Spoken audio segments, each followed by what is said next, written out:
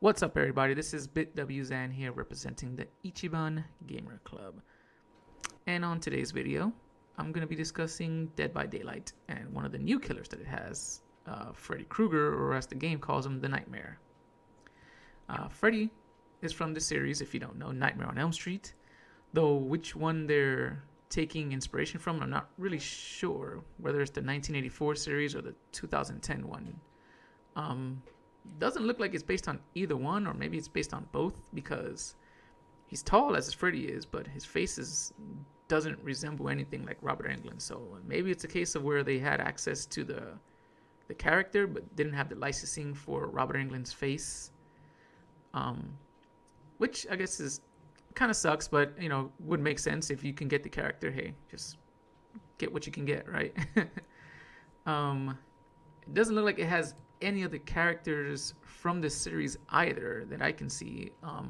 I've watched almost every movie from Nightmare on Elm Street, and I don't remember them having this druggy guy looking dude here, freaking with his beanie on and shit.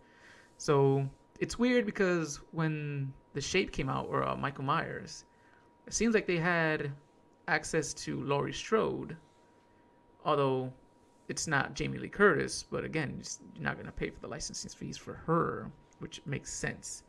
But I don't know, maybe it's a weird area where Dead by Daylight is at, because they also don't reference any of these characters by their names. So Michael Myers is the Shape, and Freddy Kreuger is the Nightmare, and Leatherface is the Cannibal. So maybe it's just a wording issue that they have there.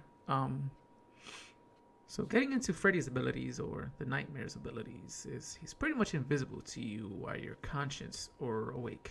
But unlike the Wraith, who's also invisible, you can kind of, in the Wraith, you can kind of see the form a little bit, like the outline of the Wraith, where before he attacks you, you can kind of get a sense of him, like, oh, there he is, or you can start running away before he does his little bell. With Freddy, you can't see anything. He's straight up just invisible. I mean, you can see, like, you might be able to track him because of like some leaves brushing away or something like that, but other than that, yeah, you're not gonna be seeing him, at least while you're awake. One of the scariest aspects that he has is that I think instead of heartbeats, he has his like the nursery rhyme that the little girls are singing and stuff while you're around, like when he's near you and stuff. So you can just be like working on a Jenny, and then like you hear the nursery rhymes. Although again, it's not like the nursery rhymes from the movies. It kind of just like, it feels like it's a slight adjustment to them, but still kind of scary as hell when you hear it, when you're working on one of those generators and stuff, and you don't really know where he's looking at you from. Also, while Freddy is invisible in that form, he can't really attack you, so that's something for you. You can hear him making swipes, or you can hear like I've heard it where he's hit the tree, and you can be like, oh shit, like where did that come from? But you won't be able to get hit by him in any way or anything like that. So I thought, I was like, okay, that makes sense, since he's invisible, because if not, that would be like super OP. Another one of Freddy's abilities then is, in order for him to try to attack you, he has to put you to sleep and bring you into his dream world.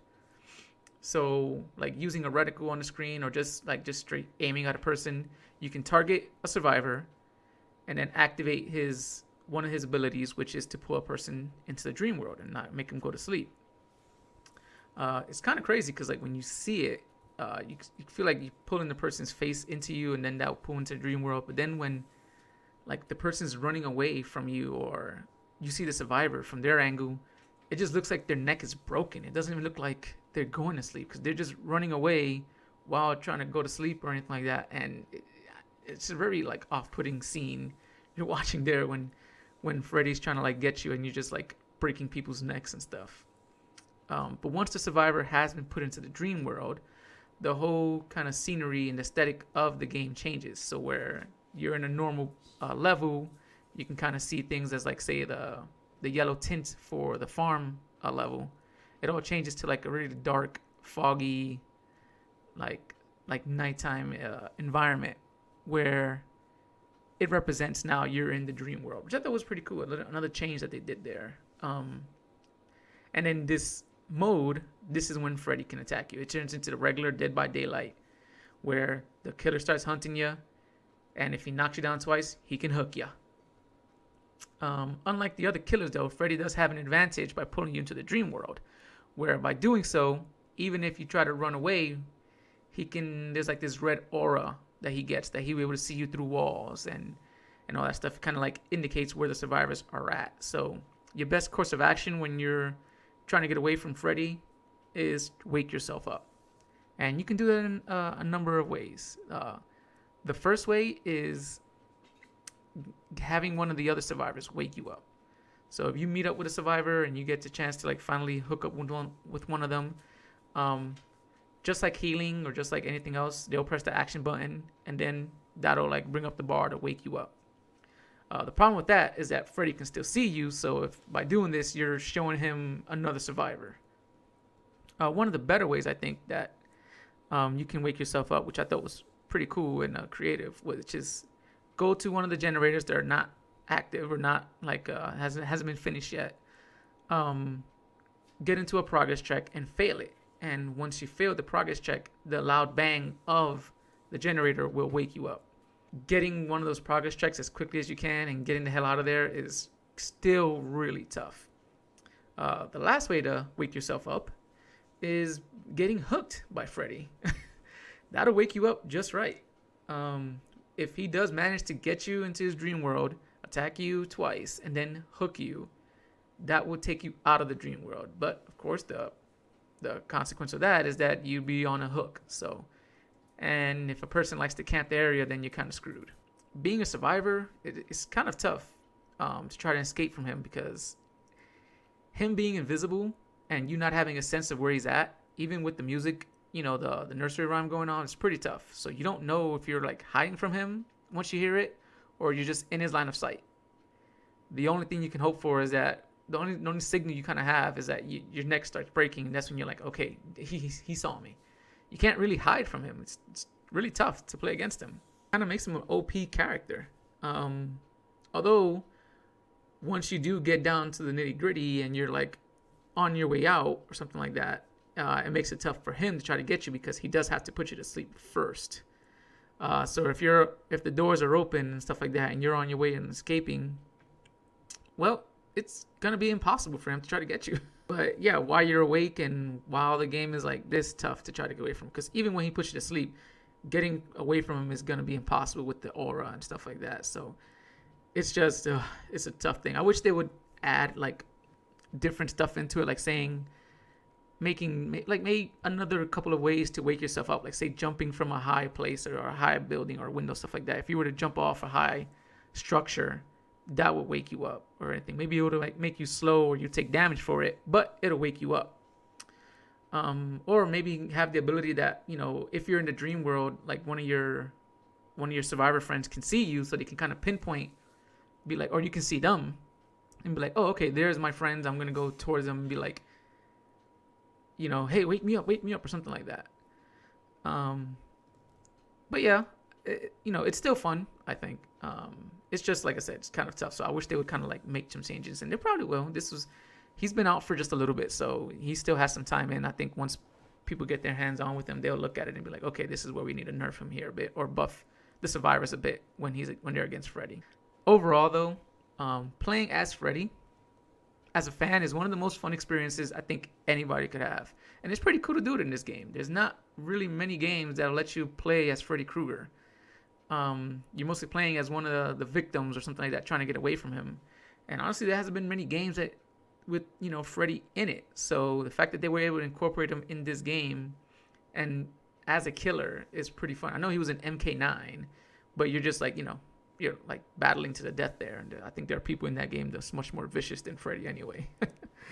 But in this aspect, like playing into the mode a little bit is awesome, and kind of makes me wish that there was actually a Freddy game. But you know what? Having him in this game with all the other killers and stuff, it makes it that much more better. Because yes, while it would be cool to have a game based around Freddy, seeing kind of where Friday the 13th went, I'm just like, you know what? Maybe this was the right place for him.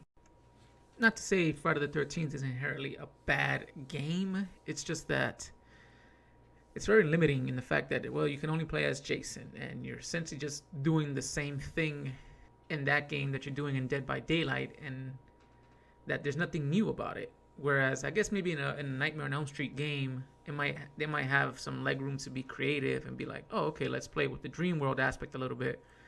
But that's also an aspect that could be easily messed up, you know. So, and I also feel like Friday the 13th, it's really kind of janky. Like it's like Jason's is like really overpowered in some aspects. The only part of that game that I would want for Dead by Daylight is for like the 8 player portion. I guess it might not work the same way just because like in this game there's 5 generators, and having 8 people run around the map might just cause it to freaking self-destruct or something like that. I think Dead by Daylight it's in an alright place. So yeah, I think that Freddy is in a good place. I think he's fun. I think he'll be and I think after some tuning around, he might be at a better place. But overall, good inclusion into the game. I can't wait to see who they're gonna be able to pull next, because that's always one of the cool things about Dead by Daylight is that it's able to pull in from these like major movie or horror movie franchises and keeps you anticipating to see what's gonna happen next. So, let me know what you guys think. Let me know what you think will be the next major movie or horror movie franchise killer to show up on Dead by Daylight, and how would they even incorporate that person into it? Because I can think of a few that they still have left that they can be able to incorporate. I'm just curious to see how they would do it. That's going to do it for me here. I've been BitWZan, representing the Ichiban Gamer Club, reviewing Freddy Kreuger, or the Nightmare as he's known in Dead by Daylight. Until next time, guys. Later. Peace.